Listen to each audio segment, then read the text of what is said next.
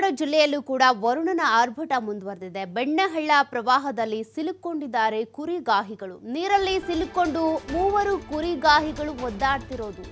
ಪ್ರವಾಹದಲ್ಲಿ ಸಿಲುಕಿದಂತ 400ಕ್ಕೂ ಹೆಚ್ಚು ಕುರಿಗಳು. ಹುಬ್ಬಳ್ಳಿ ತಾಲೂಕಿನ ಇಂಗ್ಲಹಳ್ಳಿ ಗ್ರಾಮದಲ್ಲಿ ಈ ಘಟನೆ ನಡೆದಿದೆ. ಹುಬ್ಬಳ್ಳಿ, ಧಾರವಾಡ ಸೇರಿದಂತೆ ಅನೇಕ ಕಡೆ ಭಾರೀ ಮಳೆಯಾಗ್ತಾ ಇದೆ. ಮಳೆಯಿಂದಾಗಿ ಪ್ರವಾಹದ ಪರಿಸ್ಥಿತಿನೇ ನಿರ್ಮಾಣ ಆಗಿದೆ. ಪ್ರವಾಹದಲ್ಲಿ 400ಕ್ಕೂ ಹೆಚ್ಚು ಕುರಿಗಳು ಸಿಲುಕಾಕೊಂಡಿವೆ. ಇನ್ನು 4 ಜನ ಕುರಿಗಾಹಿಗಳು ಕೂಡ ಅಲ್ಲಿ ಸಿಲುಕಾಕೊಂಡಿದ್ರು ಅನ್ನೋದು ಗೊತ್ತಾಗ್ತಾ ಇದೆ. ಘಟನಾ ಸ್ಥಳಕ್ಕೆ ಅಗ್ನಿಶಾಮಕ ದಳ ಸಿಬ್ಬಂದಿ ದೌಡಾಯಿಸಿದ್ದಾರೆ. ಒದ್ದಾಡ್ತಾ ಇರುವಂಥದ್ದು ಕುರಿಗಾಹಿಗಳು. ಕುರಿ ಮೇಯಿಸೋದಕ್ಕೆ ಅಂತ ಬಂದಂಥವರು ಈ ರೀತಿಯಾಗಿ ಸಿಲುಕಾಕೊಂಡಿದ್ದಾರೆ. 400 ಕುರಿಗಳು ಕೂಡ ಪ್ರವಾಹದಲ್ಲಿ ಸಿಲುಕಿರೋದನ್ನ ನೀವು ಗಮನಿಸಬಹುದು. ನೀರಿನಲ್ಲಿ ಸಿಲುಕಿ ಮೂವರು ಕುರಿಗಾಹಿಗಳು ಒದ್ದಾಡ್ತಿದ್ದಾರೆ.